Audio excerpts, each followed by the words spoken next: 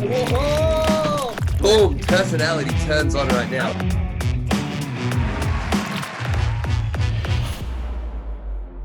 Well, for those who are listening already, if we've already started, Darren is the man behind the scenes working the machines. He's also does all the music for the channel. If you didn't already know that, some good trivia. Yeah. Hey, but what? Just quickly, with this post from today, which will not be today when we release this episode. Are you on more of the side of like that for me, writing like waiting for rain, getting laid is not too on the cuff of like deranged humor or like unwoke humor or whatever you want to call. I think it's a pretty neutral tone while still being cheeky. No, I mean, it definitely struck a chord with, we were just talking about Valtteri. He's the one who's like, ugh. But I think I thought it was stupid because I thought the joke was stupid. It kind of cringe, but it didn't bother me because it's self-aware and that we don't actually believe what we're saying. We're saying it because we're putting on the character of one of those bro dudes who actually like, dude, you wear that, you get laid, bro. Yeah, which I can see. It's like, so we're not actually we're playing that character. My main problem was it wasn't that funny. You just wanted to post a photo where I look like a dipshit. Yeah, that was mostly, it was like a lot of it was poking fun at me, like ourselves. Well, you, but inherently Farang with that, like with that move. And I think that's like what I definitely aspire for our brand imagery is definitely like to be tongue in cheek, which leads us to introducing today's guest, the CEO of Team Farang. It's such a nice way to phrase it, right? I'm the director. He's also the MVP athlete of 2022. Of course, that goes without saying though. And he's a boxing champion, recent title winner. Thailand's Muhammad Ali, and he is a star of a One Punch Man cosplay series coming soon. So, Anan Anwar, welcome to the show. Thanks, guys. Lovely to be here. Hello. What would you say is the direction we've been heading this year, and with Farang, how do you think everything's going? Are you happy with the reboot that we've been pushing and the energy we've relusted?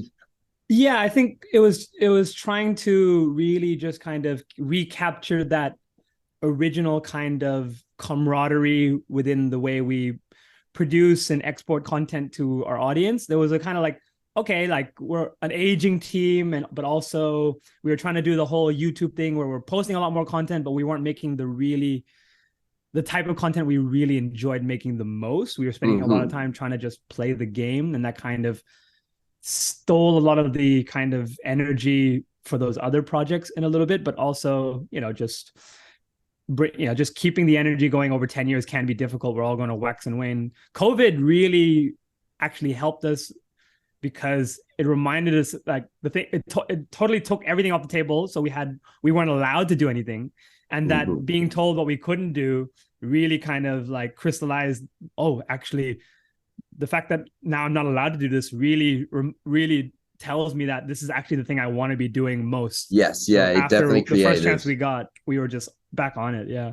Yeah, and I think that's like one of the huge goals. And for transparency of everyone listening, like for over the last 10 years, I feel like Jason was very much in the command ship for like driving the energy and being the glue and pulling us together. And now with the family, he communicated to us that he wanted to somewhat like step back from that main captain role and work as an athlete more and have more spare time for his own endeavors. And so now I guess the reins have fallen more so to myself and Anan to kind of keep Anan's always been doing logistics. You've always been the guy in the chair, plus on all of the tours, all the filming, all the editing. Like you do so much back end. Not to say that like Jason did all of the work, just as in that inspired driving force. I feel like personally very much like came from Jason. He was always providing that. We didn't need to think about it. Yeah, no, I agree in that. In terms of like a formal structure, I'm the boss. But really, Jason was the leader. Like everyone, including me, we're all looking to him to kind of like, we trust his judgment, and when he gets on an idea, he goes all in, and it really encourages all of Yeah. us to just be with it as well. But there's only 10 years is a long time to drive a ship. Yeah, And then yeah. you got your own things going on. You got a growing family. Your interests are changing. Your priorities are changing. So of course, and then when he said, "Hey, I don't have as much time and energy to do what I was doing before. I'd like to give away some of my obligations a bit," which we were like, "Fine, thank you. You're already underpaid Yeah. and underappreciated for most so of the much. time anyway. If you need some of that time back, we'll try to pick up the slack." And I think it's been fun being with Volturi now doing more of the design side of things, and like we've got Joe on board. There's like a great like new fresh energy and unity, and everyone feels like they are picking up more roles actively, and we're working way more cohesively. Like I feel like we're talking all the time comparatively to like 2020 when it was like everybody like, "Oh, hey, how are you, man?" Nothing to do with the brand. It was very, very, I think that's the biggest challenge of our team, was trying to keep that like constant connection between people who really, over years and years and years, it makes it hard to keep those friendships alive because you are quite far from each other. We live so far away from each other, and I think one thing that we maybe all took for granted a little bit was that access that we had, because we were living in such a modern era where global travel had just become so affordable, accessible. All these like international jams were where the culture was at the right time. Like we kind of got into that rhythm of like we're just seeing each other so much of the year anyway, so we could be productive. But then as soon as that was taken away, the rhythm was then interrupted, and it really felt like we just kind of got lost of like how to continue that groove with with luster and with energy. I think it was a good decision to kind of get back to basics and try to get our try to show that, hey, we can still do the foundational thing that we want to do, is just high level parkour content with a certain energy in the team and in the production, and making those videos that we enjoy, that we would look back and watch ourselves. Like if no one else watches these, I would be happy that we made this video, because I would get to look back and watch these videos and I would enjoy them. Yeah, personally, like when I show so if I have the opportunity to show someone like a parkour video, I don't show them my vlogs. If they're like really into like the sport, maybe I'll show them like a show reel or something. But they're like, usually if I want to show them parkour and what it is, I'll show them a Farang video, because the lifestyle and the like core messages that we've tried to emulate of the team, they come through in the video, that camaraderie and that like unity of shared ideas and stuff that comes through in the videos. And that's why I'm really personally passionate to like keep pushing that.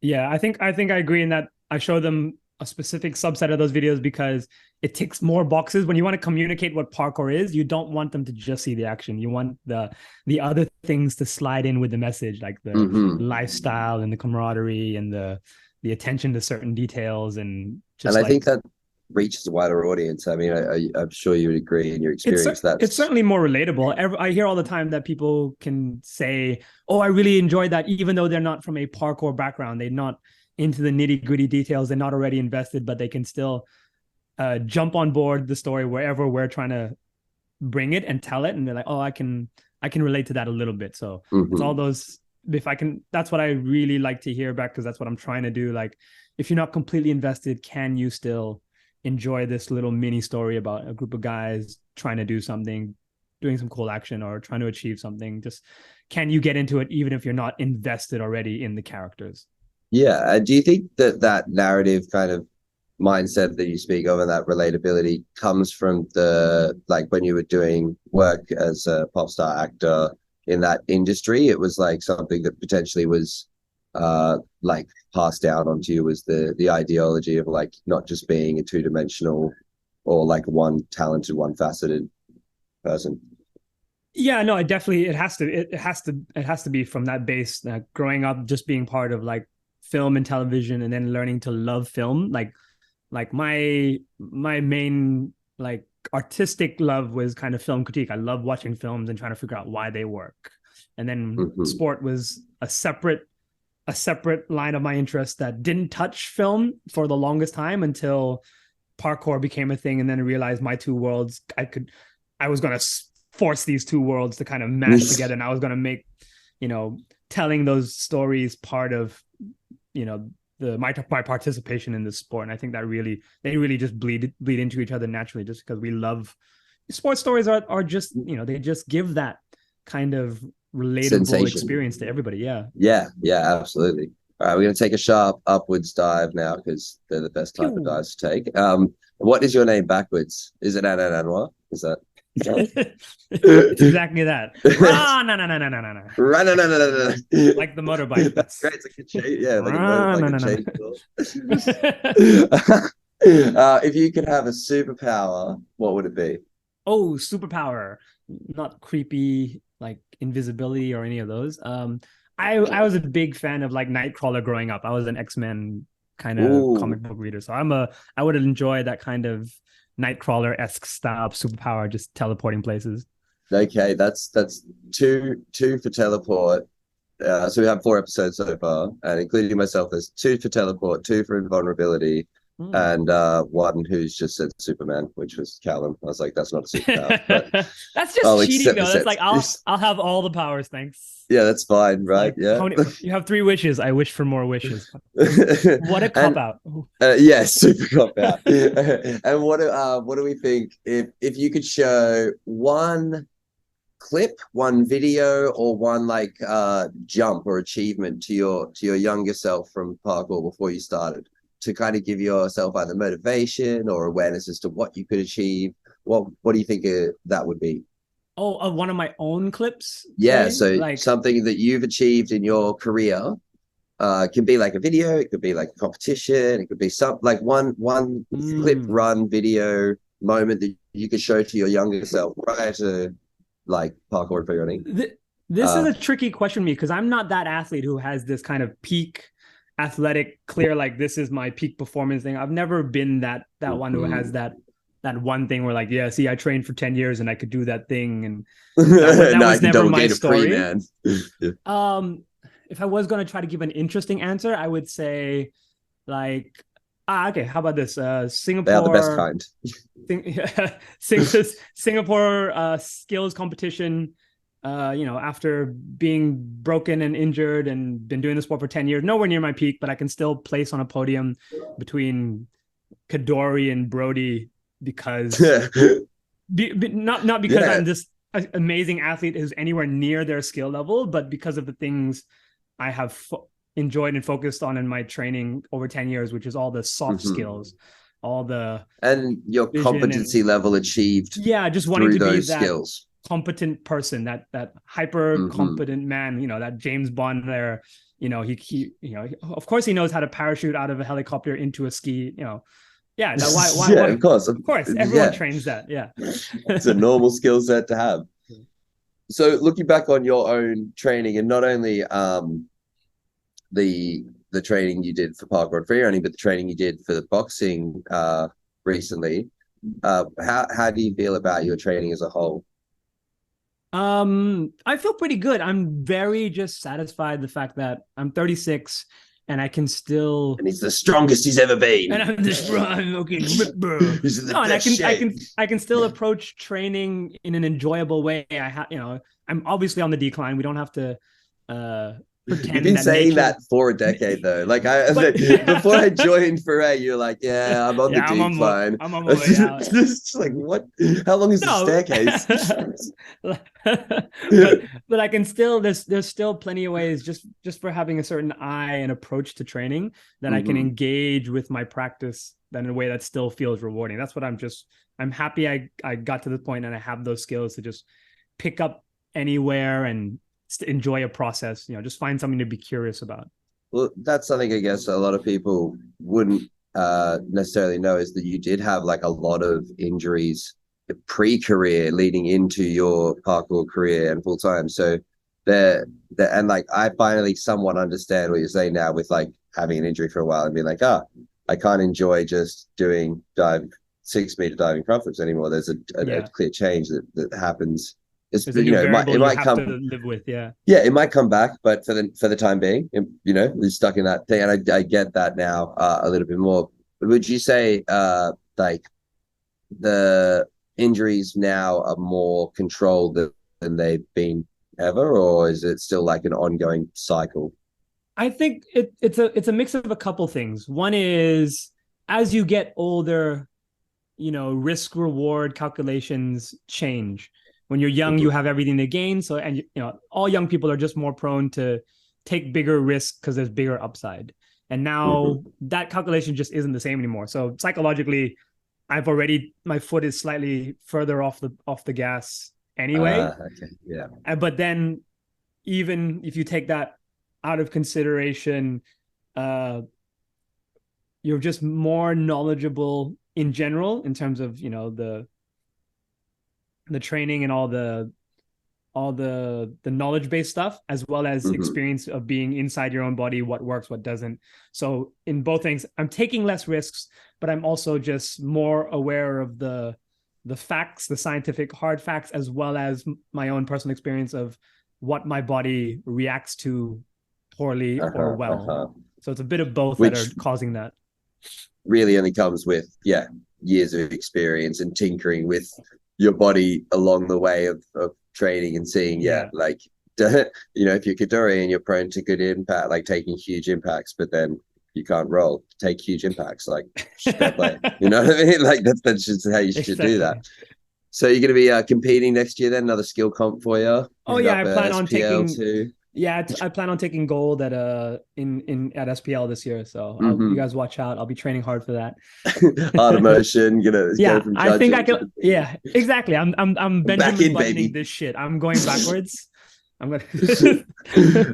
But yeah, do you want to do some judging? Is that something that you'd be interested in, or is your affinity more for something like hosting? Where do you see, like, now that you're not competing as an athlete? Where do you see your personal role going with it? It's funny. It's like I'm analytical by nature. That's why I enjoy like learning new skills, is because I like the process of analyzing and breaking down the mechanics of movement. So I'm analytical by nature. That's why I took to the judging side of so many sports: wakeboarding, parkour, rollerblading. So I'm very comfortable there. I mean, but it's not like I wake up wanting to judge, because it's a very stressful job. Yeah. And a lot of time you can't just be there and enjoy it. A lot, just falling out by the handfuls. It's nuts. But it's gone. I do, whether it's judging or any other part, like even running competitions or commentating on them, I can imagine myself enjoying the shit out of like the Joe Rogan job, where you just commentate on and you give predictions, and because it's the same skill set, only less stressful, more enjoyable, and more on the entertainment side of the whole process. So I can imagine, which is a practice field of yours as well. So exactly, I love the sound of my own voice. It's like, of course I'd want that job. It's that side. I remember, you years ago did the Airweb live hosting and like full suit and kit and caboodle, and that was like really, really like a high grade like package that you brought to the piece. It wasn't like you just out on stage with the microphone. There was it was a performance, and that like my first rodeo. Yeah. But I think that's sort of the thing that is crucial for these events, is even like having like allowed, like if you can do street events and stuff, having like someone there who is the presence, or having like enough people to kind of present the event and give it that kind of emphasis and larger than life feeling, because there's like different competitions like hopping up, and like we got fig comps now and stuff. Is there a judging system that you like the most, or where would you like to see like the kind of criteria and stuff headed for parkour? I think personally I've got the skill, speed, and like free running or style competition split. I think that works as a 3-part piece, but the intricacies is something I'm more perplexed about. Well, let's talk about like style. Like I haven't judged a lot of competitions recently. COVID's a thing, but as from what I can remember, the thing I thought needed the most changing was the weight of categories, not necessarily what is in the categories, but the way they just seem to be arbitrarily, these are the things we care about, and they just happen to be all of equal value. That's a very egalitarian way to just kind of land there, but it's it's convenient, but it's not honest to what we really care about. And so what I noticed early on is, okay, when we don't know what we don't know, let's just keep it all even early on, and it makes sense. But then the sport evolves and you see specialists come out, and then quite naturally, whether it's on purpose or not, people start performing to the criteria. So then we begin to see what actually the criteria is pulling out of athletes. And then we realize that, oh, maybe there's something, we're rewarding the wrong things. Like there was a period where, creativity was something that we could highly value because people were really actually able to invent new things quite quickly because it's a new sport.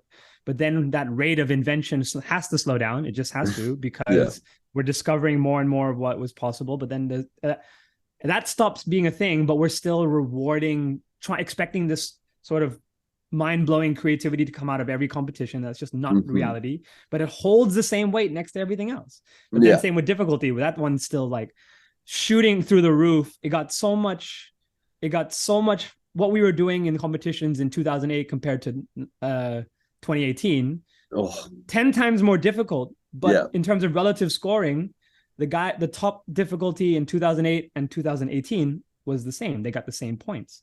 So we were slowly giving less and less value to this difficulty category because we have something called relative scoring, where we contract the total spread of the points into a smaller and smaller space. So inevitably that just means every other category is getting more significance because we are compressing the progressions of difficulty into a smaller point spread. And that's one of the things that if we really want people to feel they can intuitively look at a run and guess how high or low it scores, we need to fix that problem. Because too many times the scoring is right according to the score, but it goes against all our intuitions about who should have won, because we're not properly rewarding people's successful risk-taking. When they do harder tricks, execute it well, and they somehow lose more points for it. That was always something that bothered me, and we haven't really changed that aspect of the sport yet. Do you think it's possible for us to find like a staple system, even if there is like this big variety of other competitions, which I think are fantastic? What do you think it's like tangible for us to find like a staple system that is like the common accepted thing as like our main comps?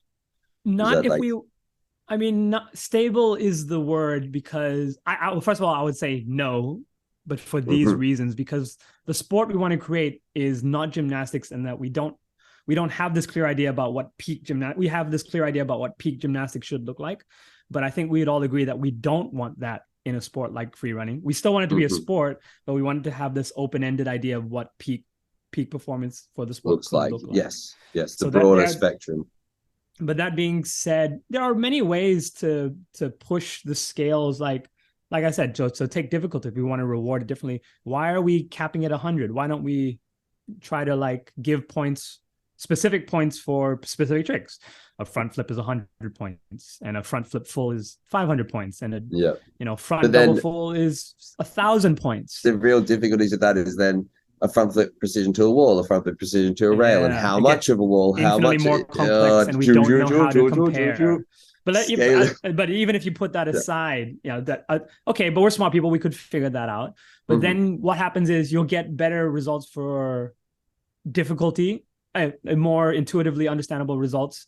But people will start to understand how to game the system as they get more experience with it. Yeah. How do we stop people from doing, okay, one front flip is 100. If I do 10 front flips to equal that guy's one front flip full or Rudy or whatever. So now there's a new way to game the system where if I get good enough at doing single front flips, I can compress it into a shorter time. I can't do Randy, but I can do. So we'll have a new problem where you don't get a stable condition. You just change the meta of the game. I'm a gamer, and I think competitive games understand this very well. Is that whenever you add a metric, whenever you add a metric to measure success, but the metric becomes a new goalpost, it ceases to become a good metric, right? Like it's that thing where it's like, like you want to make a good video, lots of views are an indication of how good the video is. So then you start chasing lots of views, but that doesn't necessarily always end up with a good video because it's a slightly different alignment, right? And then scoring is the same. We have criteria because we think it points to what we want to see, but when they become goals in themselves, it kind of warps what athletes will tend to do, which is, it's this never-ending problem. Yeah, for sure. I think the one of the answers for sure is the new style of competitions we're seeing with just variety of landscape, like the Big Wall Open and the Kipper Street competition, which I think I've referenced in most of the podcast so far. I just personally feel like they're great examples of ways that we can do that broader spectrum of the sport and offer opportunities to athletes and really just like have that realistic sensation of a parkour jam and feel with a competition threaded into it. I was going to say, did you get a chance to go to any other I'm forgetting so many. I've seen like at least 5 more this year that I'm just like off the cuff forgetting, but there's Own the Spot is one of the original street competitions. I think maybe the first, but they're doing outdoor at spots. There's so much to gain from just these cultural oddities. Just like there's plenty of space for different things for all these different types of things to have a place. There's no need to say we need this one ultimate format that will tick all our boxes in one event. Like, no, we don't need everything to do every job all the time. I think that's diversifying in that way is the best way to maintain a healthy culture. Like, there is room for chase tag, there is room for speed comps, skill comps, even different types of style comps. If you want to weight different aspects of what we call style into different types of comps, you want more flow, you can do that. If you want big senders, there's way to weight those kind of comps. Finish the big trick. And even like the need to try to compare big parkour movement with big free run acrobatic-esque movement. Oh, how big of a precision do you have to do to match a double full? It's like, do we have to force these two? I mean, it feels bad, but what if we just throw out the parkour and we have a style competition and we stop trying to make these people dance in the same arena, even though the way they practice is completely different? Yeah, I guess you could look at it, now you're saying that, kind of like styles of dance. They don't really put tap dancers against ballerinas in a competitive circuit or battling. Exactly. All that being said, I did just go to a Red Bull event called Dance Your Style, which was super hype, but it was an amazing event where we had one style did win, but these are novelty events. This is not how you build a sports parkour league. Well, that's the question is, do you think that they also could link? Do you think having somewhat staple ideologies, even if they're not exactly the same year to year, could still potentially create a circuit for athletes to travel around to? And like, if there was an event scheduled for the summer that was these individual variety competitions, novelty events, do you think that's something we could as a community kind of create and would be sustainable? It's totally possible. I think it really just comes down to like, are the athletes energized by that particular format? Like, it's like, oh, that's something that's a game that we would enjoy playing year in and year out, that we'd like to follow. The football is an arbitrary set of rules, but we've all agreed that we're happy to follow each other and play this game and enjoy the escapades year to year. I guess World Chase Tag is probably one of the forerunners in that kind of creation of a gamified industry around. And people seem to be energized by it, right? Exactly. People are backing it, and a lot of people I spoke to around it think that they can really get on board with their team, and they feel like it's like going to watch the footy or watch the cricket. It's got that atmosphere to it.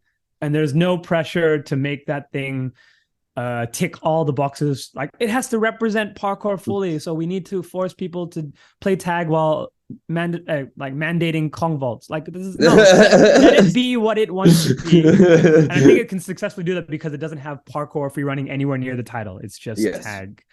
And it all of a sudden, all our hopes and dreams for that thing to represent our culture and our sport disappear. But the irony is, it does it though. It represents us in a specific way without any of the pressure to do so.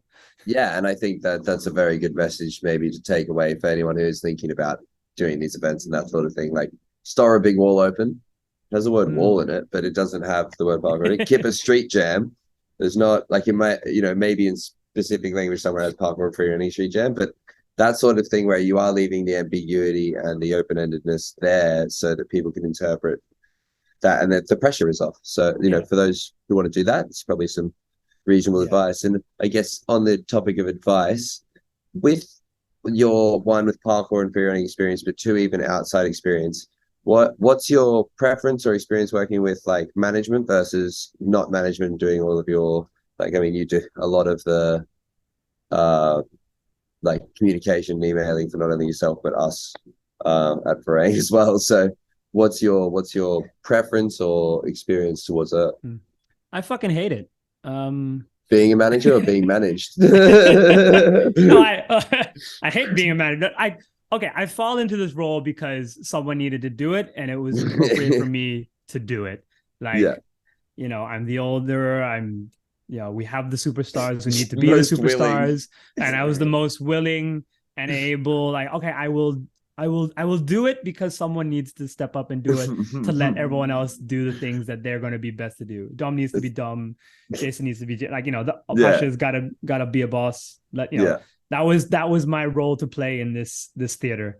So it was fun to do it. So hate is a strong word, but it wasn't the one I would choose for, like, willing to choose for us. But I had time in my busy schedule to do that for the greater good. But put it this way, I do feel like there's a skill to learn. Once you do it, you learn something about that thing, and you get to keep that experience and skill. And now I'm not the best entrepreneur, but having had the opportunity to invest, run a business, and look at logistics, and being forced to kind of look at that not so fun side, I now own that, and now I have a leg up in that. Going forward, in that world, I have that least modest experience to lean back on. That it doesn't scare the living shit out of me to even play with the idea of doing that again. I have done it once, and I've learned from it. And there's always value in doing things you don't like sometimes.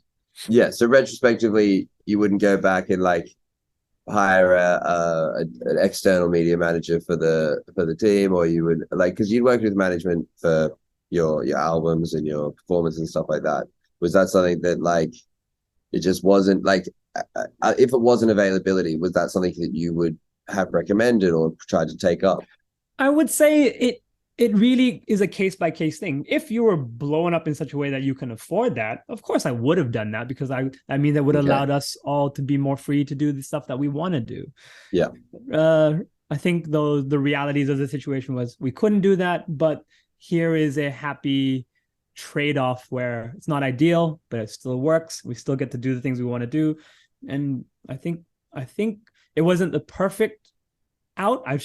Always looking back, I could have done a better job at doing certain things or making other, could have made other decisions. But I think that's very human. All in all, we, over the decade, year to year, we got interesting projects, and we got to do fun things, and we got to be members in a community doing something that we actually believe in. Now it's like, oh fuck, I'll take that, far from perfect result any day. I would usually ask for good advice given, but I feel like you've already touched on like a bunch of fantastic advice that you've been given over the years for different industry media things. So what would be like a simple strategy, or just a simple way that you would approach brands? Like if you were talking about a younger athlete who wanted to create industry, wanted to approach brands, what would be like just a quick tip that you would give them? Approaching brands. I would say the way from both ends, where I've been the one who's had to do some approaching and being the one that's approached, it does help to kind of really want to know what kind of try to want to understand what they need and what they value, rather than you projecting like, hey, I do this and I think I'm the shit, you should probably value me too. Or even worse than that, come with the begging mentality. That's really, really like unflattering sometimes. Like, hey, I need your help. Would you like to sponsor me? Like that really takes the wind out of your own sails. There is a way to package yourself in a way that, hey, I have value. Maybe you can make good use of it. Maybe you can't, but I just wanted to throw myself out there. Is much better than, please help pour me I Or think look at all the stuff I can do without giving them a clear, like, I think the advice I'd probably give today piggybacks on that is like showcasing yourself in a way where you have something to offer, like even clearly giving what packages you would provide or what services you can do as an athlete, be that, like live performances, stuff, documenting that and giving that to a brand and saying, this is ways I can endorse, promote, help your brand. yeah. So yeah, I think that was really pertinent. I think to make it clear, approach as a partner, not a subordinate. Right? You're not trying to like, please hire me. You want like, hey, we bring value to each other. Let me help you, but you can help me in this way, is much more effective. It's a much better framework to look at it. That way, whenever you come up with a plan to approach, or you're trying to assess someone coming in, approaching you, is it, is there a real, symbiotic thing going on here? Or is it, a one-way stream of value? You really, that's what you have.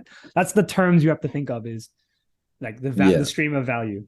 I feel like that's by far the best advice we've had so far on that sort of thing. Like, just it is really important to kind of make sure that you come across with that balance and like clarity. So yeah, if you're younger and you're trying to get that shit together. Let's finish with some eloquence there. So how often would you say you're training now, like per week, parkour? Well, I mean, this right now is not a good example of what normally happens, because I've been so focused on the whole fighting part. I just like had to that was a very fun so... I got a belt though, but that was just one of those like classic me where I pick something and my goal, I have a very clear objective, is get as far down the skill tree of this new thing in a very limited time. So I had 90 days to go from zero experience to my first fight. And then I got to go, okay, what am I training? The frequency of my training, how does that progress?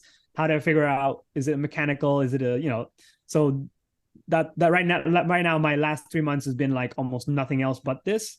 But I feel like that's pretty indicative like of the way I do things anyway. I pick a thing that's really, even if it's within parkour, you go through a phase where like, oh, I'm really into these side precisions and I'm going to push these to a new level, and then just really struggle with this one, saturate yourself in it, and let that momentum carry you, and then when it reaches its natural end, you can just let it sit and then shift into something else. I think that's a lot with my training, is that even within parkour, I will kind of float from, oh, what am I interested in right now, and then I'll do that, but then try not to let it, don't shift too quickly. Try to ride it out for sometimes it's 3 months, sometimes it's 6 months. But then really just focus on pushing there. And then once it comes to its natural conclusion, be open, go back to testing and playing again and see what the next thing that tickles my fancy is. That's kind of the way I approach my training at the moment. So just dabbling with parkour here and there on the side of your hobby obsession. Yeah, I think taste broadly, but when you decide that something has the capacity to capture you, ride it. And then rinse and repeat. I like that. That is, I think, a fantastic place to leave our audience for today. So thank you, everyone here, for being on episode 4 of Ketchup with Domtomato. You can find Anan Anwar on everywhere. Anan Anwar at Anan Anwar and Anan Anwar at YouTube. And you can look for us on Team Farang. We've got a trip planned early for 2023. I think we're in January. We'll be together, so look out for more media coming from that. Anything else you'd like to add before we dip out of here? No, I'm just, that's it. I think we covered a lot of ground, and it was fun catching up. Very insightful. I thank you so much for your words of wisdom. As always, you've just really brought another level of like depth to that subject. So that was really great. Thank you so much. And our next guest, I feel like, is also quite high on the intellect chain, which is Renee Scavington from Origins Parkour. Yeah, so I think the next episode will be another quite nerdy, like deep thought chat, more about just like differences in the previous experience and opinion and like landscape for parkour. So thank you everyone again for being here, and I will see you next time. Thanks, bro. Really?